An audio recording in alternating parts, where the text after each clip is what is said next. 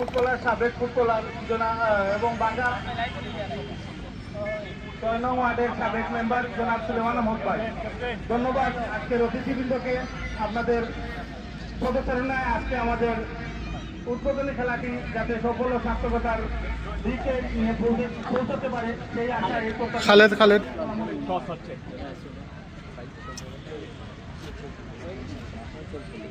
না না তুমি করো, তুমি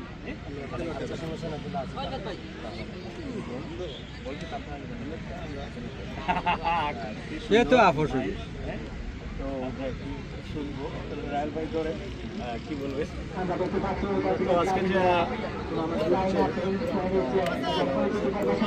আশা করবো আমরা আমাদের ব্যাপারীরা সেরাটা দিবে, এরপরে বলে শুদ্ধের ঊর্ধ্বে মানুষ। আপনারা তো ক্যাপ্টেনকে অনুরোধ করবো আপনারা সবাই আপনারা